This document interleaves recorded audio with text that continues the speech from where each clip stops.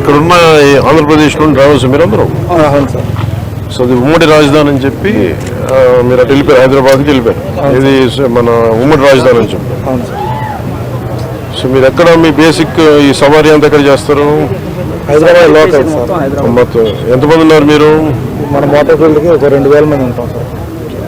తెలంగాణ ప్రభుత్వానికి కూడా నా విన్నపం, దాదాపు 2000 మంది ఆంధ్ర డ్రైవర్స్ ఉమ్మడి రాజధాని పరిధిలో ఆల్ ఇండియా పర్మిట్ తీసుకొని, తెలంగాణ టెంపరీ పర్మిట్ తీసుకొని ట్యాక్సీలు నడుపుతూ ఉన్నారు. దాదాపు ₹1,00,000 ఈ లోన్ తీసుకొని పోస్ట్ మన ఉమ్మడి రాజధాని టైం అయిపోయింది అని చెప్పి అక్కడ స్థానికంగా ఉన్న వేలాది ఆంధ్ర డ్రైవర్లని ఇబ్బంది పెడుతున్నారు.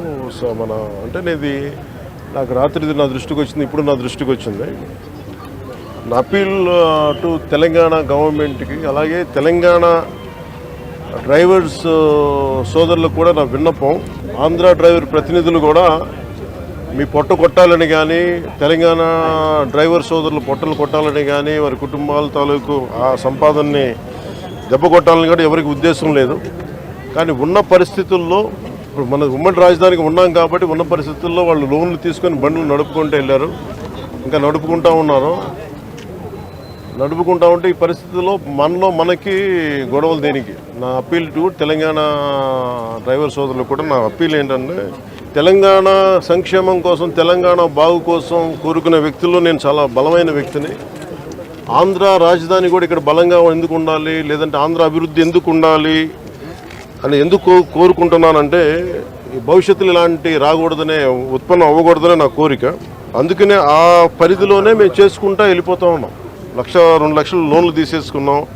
మాకు కనీసం కొంత సమయం కావాలి లోన్ తీర్చడానికి. ఇక్కడ నిజంగా నేను మాటిస్తున్నాను తెలంగాణ డ్రైవర్ సోదరులందరికీ, ఒకసారి ఇక్కడ రాజధాని పనులు మొదలవగానే అందరికీ కూడా ఇక్కడే పనులు ఎక్కువ ఉంటాయి. మీ అందరికీ కూడా మనస్ఫూర్తిగా, ఎందుకంటే మనందరం కార్మిక సోదరులందరూ బాగుండాలి, వారి కుటుంబాలు బాగుండాలి, మీ కుటుంబాలు బాగుండాలని కోరుకునేవాడిని. సో ముందస్తుగా నా విన్నపం, క్యాపిటల్ పరిధిలో ఉన్న, హైదరాబాద్ పరిధిలో ఉన్న తెలంగాణ డ్రైవర్ సోదరుల సంఘాలందరికీ కూడా నా విన్నపం ఏంటంటే, ఇది కొద్ది కాలం కొంత సహనంతో భరించండి.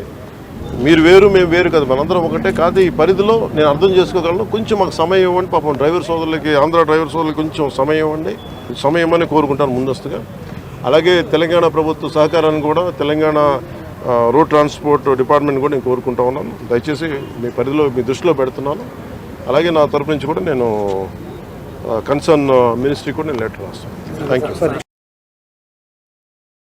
ఇప్పుడు ఆపరేషన్ లేకుండానే మోకాళ్లకు ప్లాస్మా ట్రీట్మెంట్. మీ ఆర్థోపెటిక్ సమస్యలన్నిటికీ రోబోటిక్ టెక్నాలజీ ద్వారా తక్కువ ఖర్చుతో శాశ్వత పరిష్కారం. ఫ్రీ కన్సల్టేషన్, ప్రతి ట్రీట్మెంట్ పై 20% డిస్కౌంట్. ఈ ఆఫర్ కొద్ది రోజులు మాత్రమే. త్వరపడండి. V9 hospitals 9281465842.